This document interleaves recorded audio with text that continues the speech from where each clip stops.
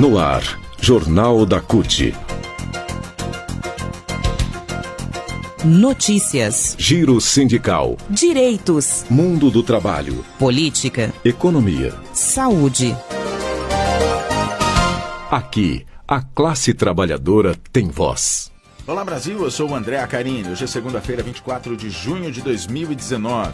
No Jornal da CUT de hoje, mais de 3 milhões de brasileiros estão desempregados há mais de 2 anos.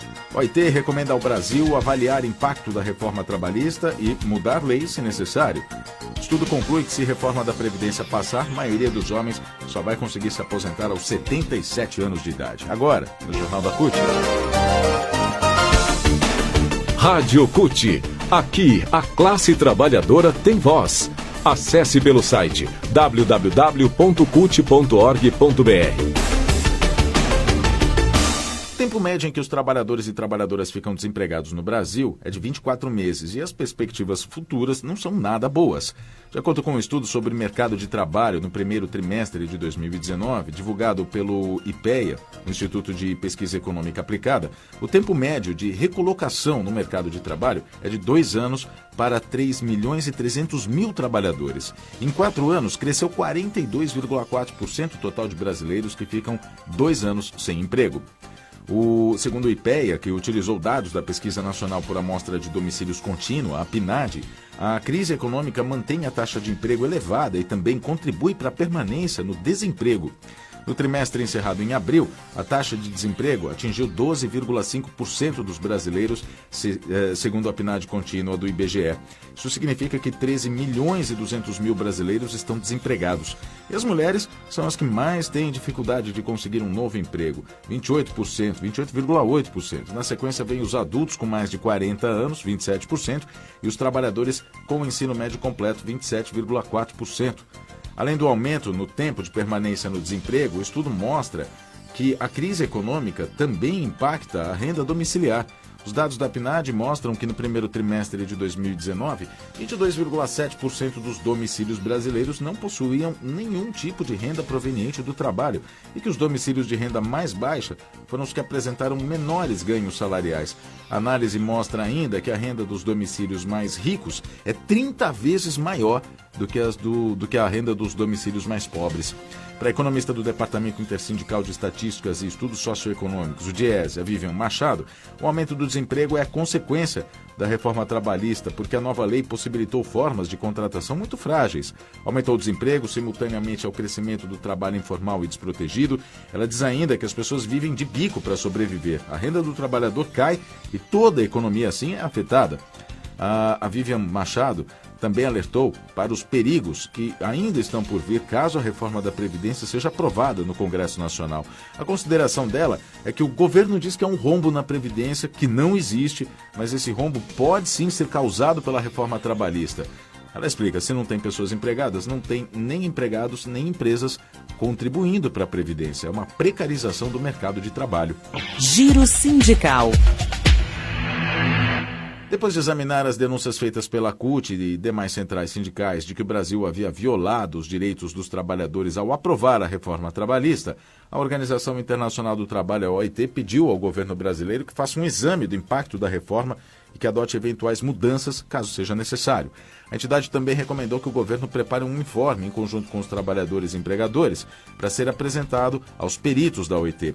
Para o secretário de Relações Internacionais da CUT, Antônio Lisboa, a recomendação da OIT não foi satisfatória, já que uma das opções poderia ter sido a de pedir ao Brasil adaptar as suas leis ou mesmo declarar a reforma como uma violação das convenções.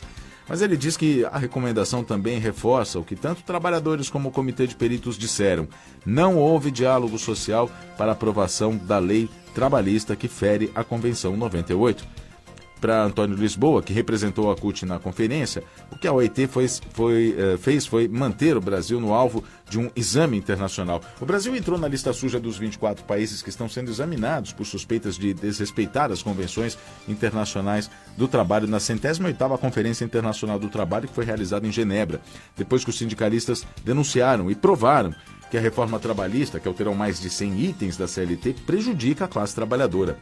Em nota, as centrais sindicais afirmaram que as conclusões da OIT confirmam a denúncia feita pelos trabalhadores brasileiros sobre a absoluta falta de consulta tripartite no processo de elaboração e aprovação da Lei 13.467 de 2017 da reforma trabalhista e requerem que o governo abra canais reais e efetivos de consulta. Direitos.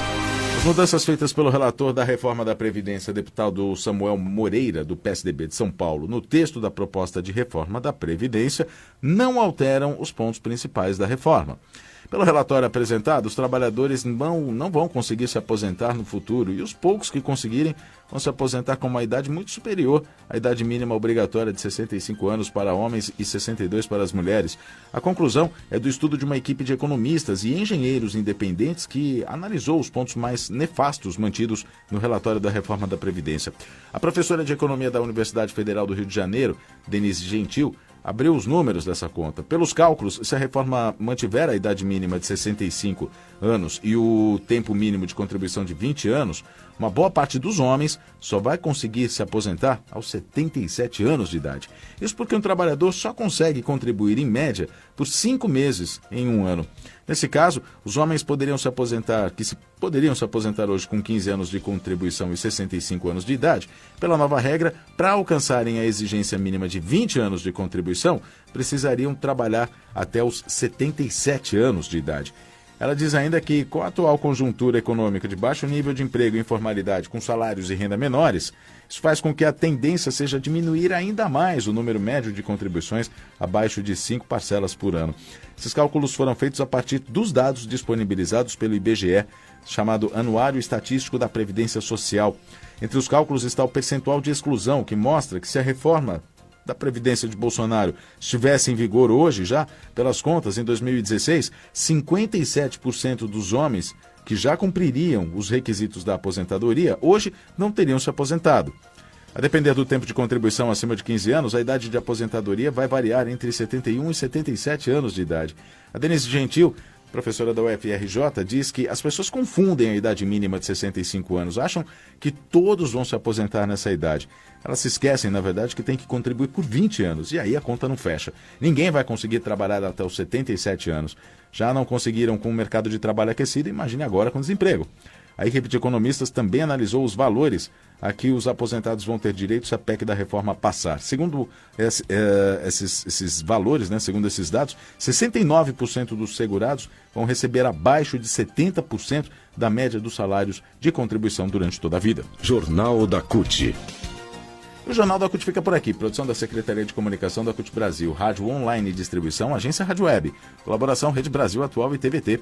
Mais notícias e informações sobre o mundo do trabalho, www.cut.org.br. Muito obrigado pela sua companhia e até a próxima edição do Jornal da CUT. Até lá!